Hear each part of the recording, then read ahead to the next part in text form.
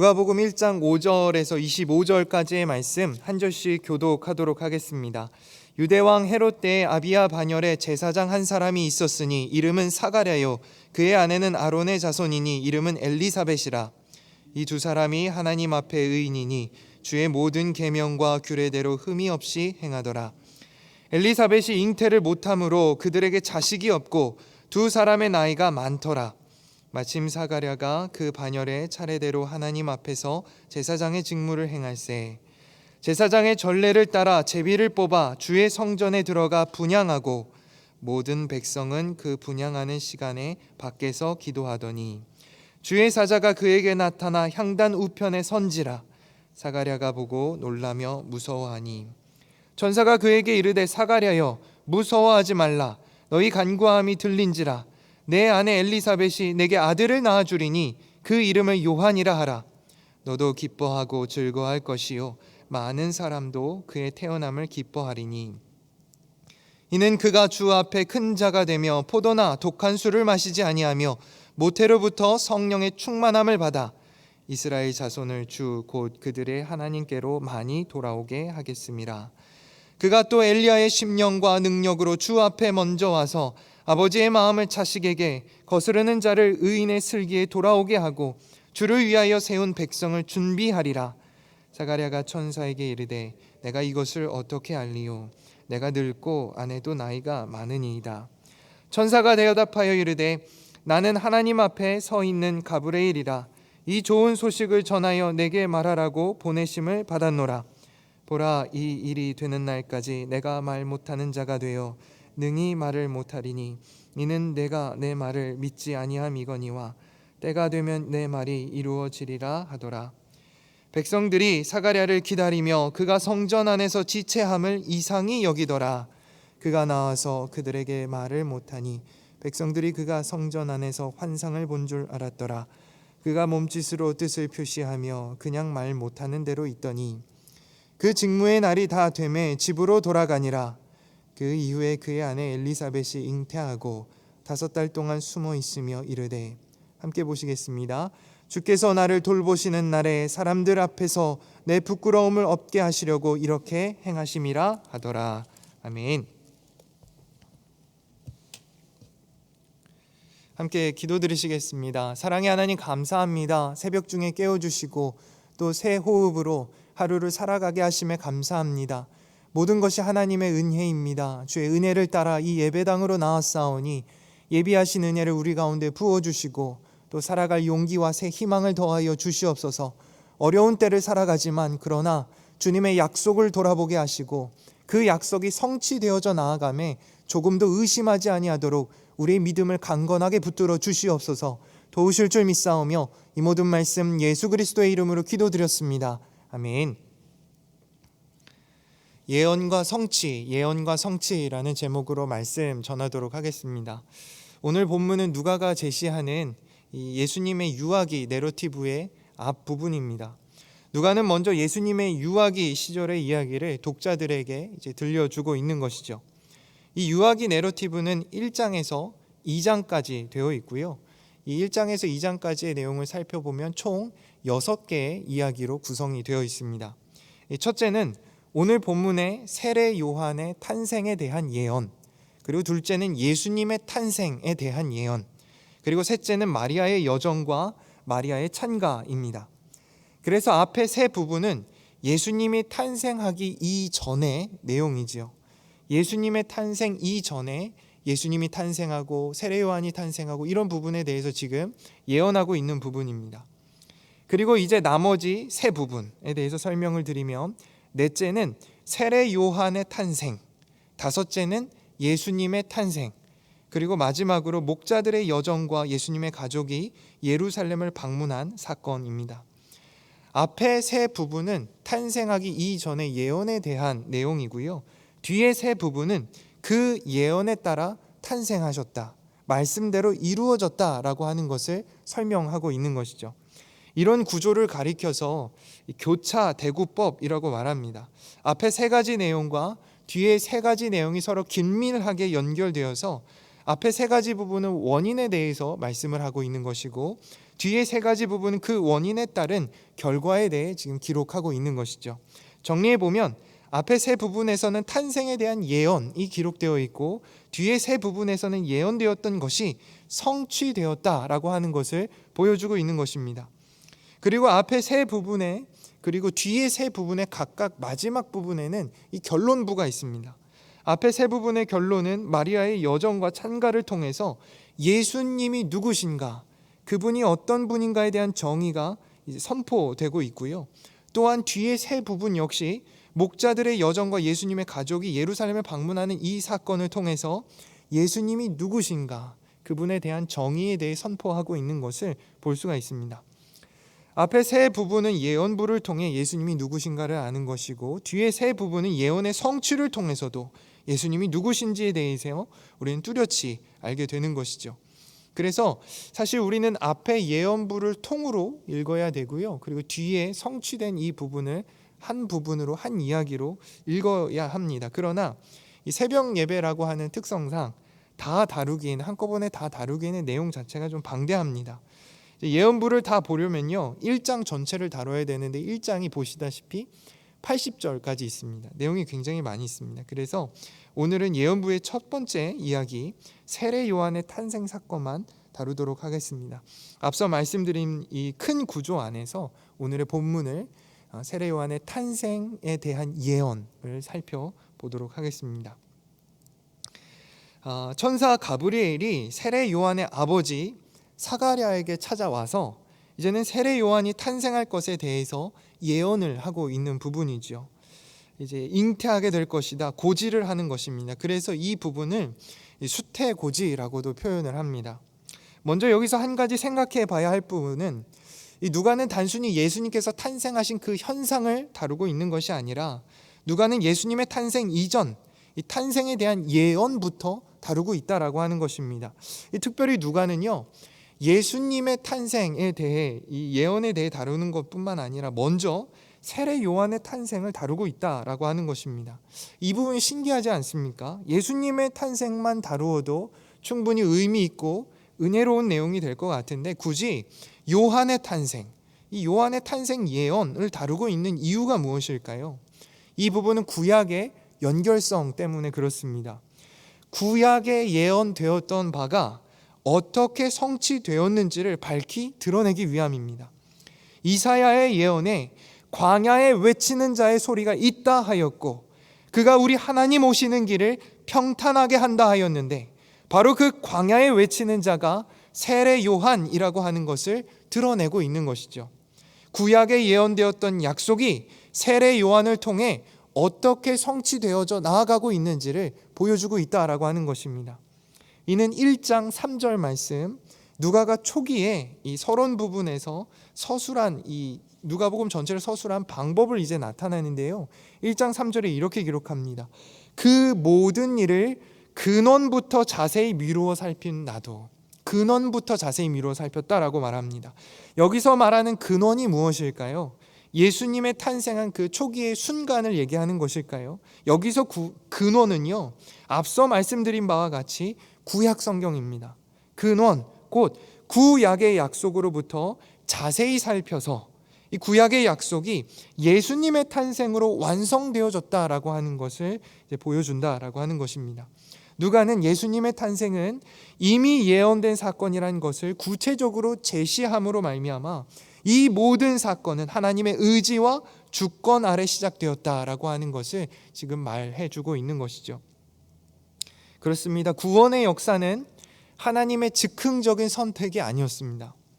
하나님의 본체가 이 땅 가운데 성육신하신 사건은 이 감정적인 판단에 의한 것이 아니었습니다. 그분은 예언을 하시고 예언을 따라 성취하는 분이십니다. 그래서 그분의 계획은 완전하며 그분의 섭리는 우리를 안전하게 합니다. 사람은 어떻습니까? 사람은 불안전합니다. 우리는 즉흥적일 때가 많지요. 우리는 감정적일 때가 많지 않습니까? 기분 좋은 날은 많이 용서하고, 기분이 나쁜 날은 작은 일에도 용납하지 못하는 이 미숙하고 어리석은 모습이 많지 않습니까? 하나님은 미숙하지 않으십니다. 하나님은 어리석지 않으십니다.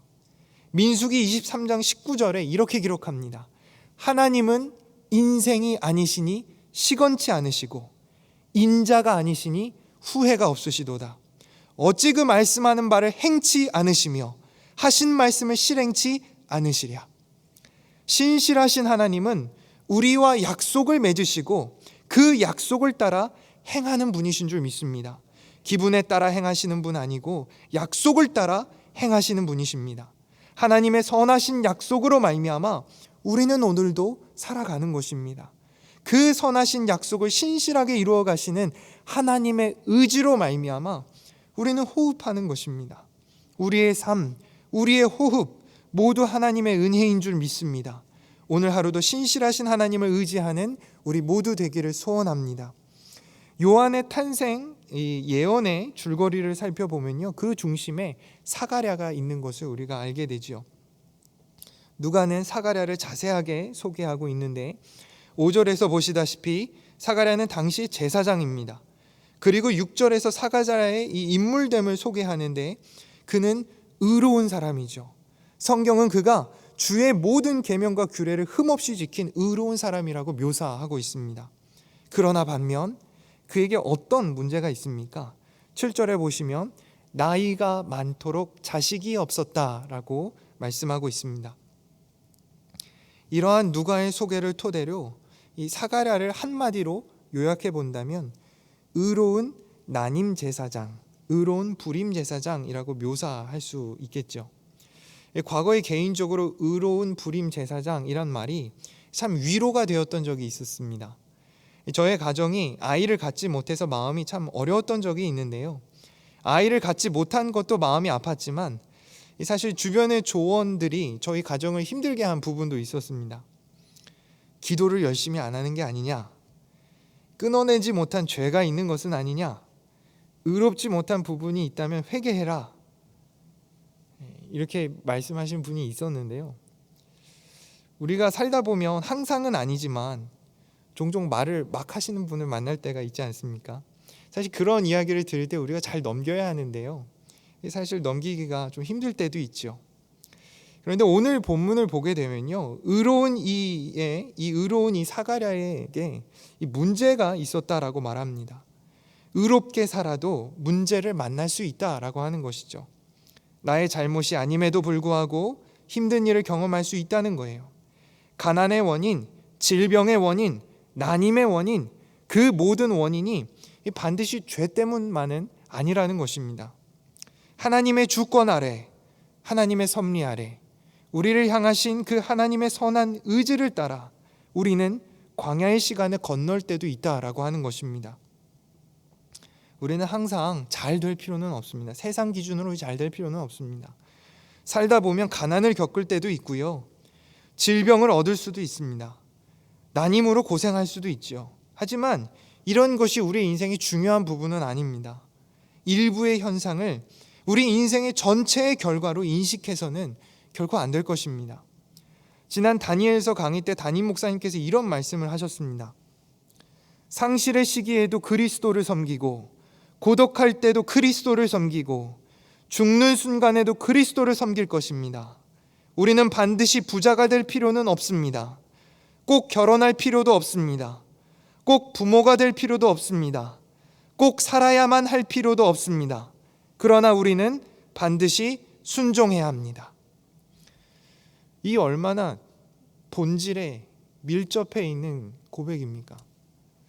부자여야 영광을 돌리고 잘 살아야만 하나님께서 기뻐하시는 것이 아니라는 겁니다. 부자여도 영광을 돌리고 가난해도 영광을 돌리며 살아서도 영광을 돌리고 죽은 순간 그때까지도 하나님께 영광을 돌려야 하는데, 하나님께 영광을 올려드린다는 것은 하나님의 주권에 대해 순종한다라는 것이죠. 하나님의 주권에 대한 믿음이 있어야 한다라는 것입니다. 하나님의 선한 의지, 하나님의 강력하신 주권에 대한 분명한 신뢰가 있기를 소원합니다.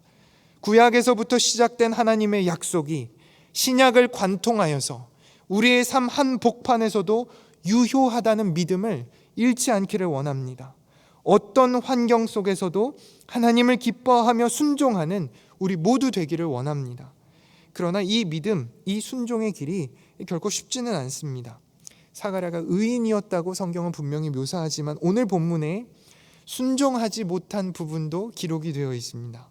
사가랴의 연약한 믿음이 드러난 부분이 있죠. 18절 말씀을 보게 되면요, 사가랴가 천사에게 이르되 내가 이것을 어떻게 알리요? 내가 늙고 아내도 나이가 많으니이다. 이제 한마디로 아이를 갖기 어렵다라고 하는 것이죠. 가브리엘 천사가 사가랴에게 아들을 낳을 것이고 그 아들을 낳게 되면 요한이라고 이름을 하라라고 말합니다. 이 아이를 통해서 많은 사람들이 기뻐할 것이라고 하나님의 약속을 전달해 줍니다. 그러나 이 사실을 믿지 않습니다. 이 예언을 믿지 않습니다. 사가랴가 현실에 집중할 뿐이죠. 늙은 몸, 나이 탓을 하며 하나님의 약속을 붙들지 않습니다. 연약한 믿음의 결과가 무엇입니까? 20절에 이렇게 기록합니다.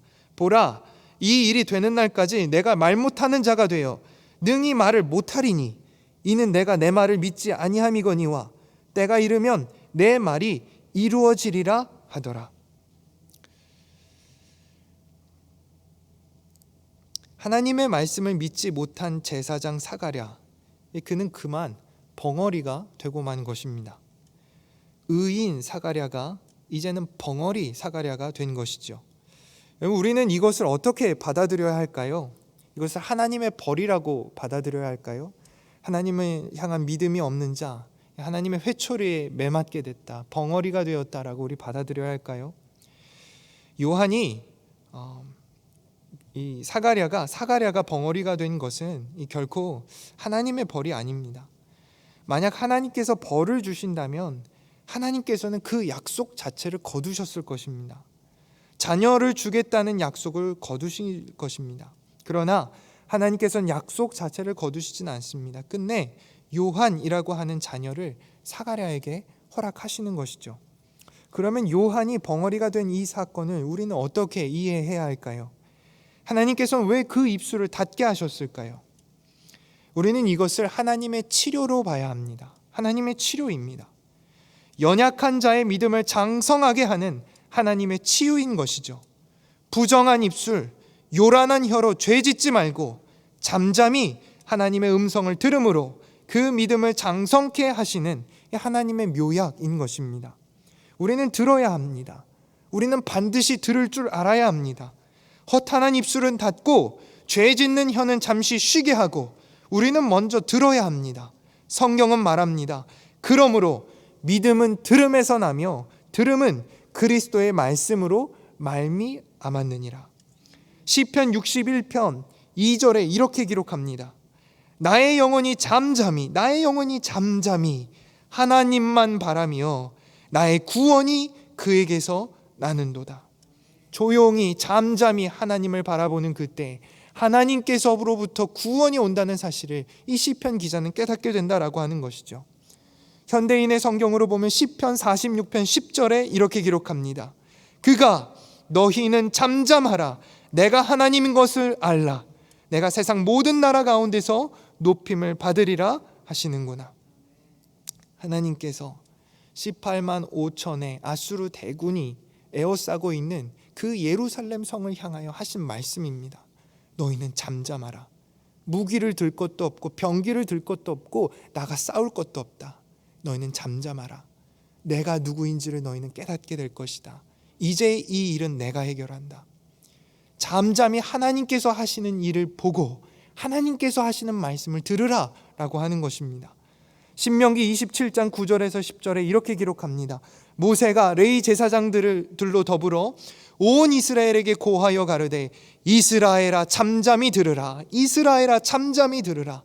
오늘날 내가 내 하나님 여호와의 백성이 되었으니 그런즉 내 하나님 여호와의 말씀을 복종하여 내가 오늘날 내게 명하는 그 명령과 규례를 행할지니라. 이스라엘을 향하여서 뭐라고 말합니까? 잠잠히 들으라. 잠잠히 들으라. 얼마나 소란했던지, 얼마나 요동을 치는지, 얼마나 소동을 부리는지, 원망하고 불평하고, 그게 아니라는 것입니다. 이스라엘아 잠잠히 하나님의 말씀을 들으라라는 것입니다.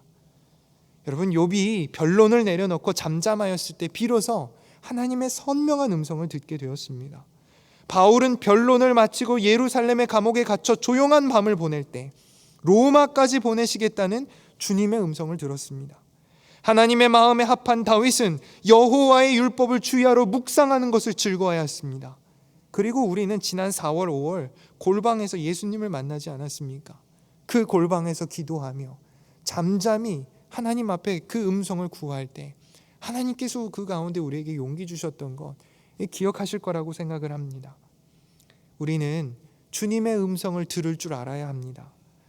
그 음성에 귀 기울여 우리의 믿음이 자라나기를 원합니다. 하나님께서는 벙어리가 되는 것을 매를 치시고 벌 주시려고 하신 것이 아니라 사가랴를 치유하시는 겁니다. 입을 닫고 하나님의 음성을 듣고 그 믿음이 자라나 그를 고쳐 쓰시는 겁니다. 결국에 하나님께서 약속하셨던 예언하셨던 그것이 사가랴를 통해 이루어지지 않습니까?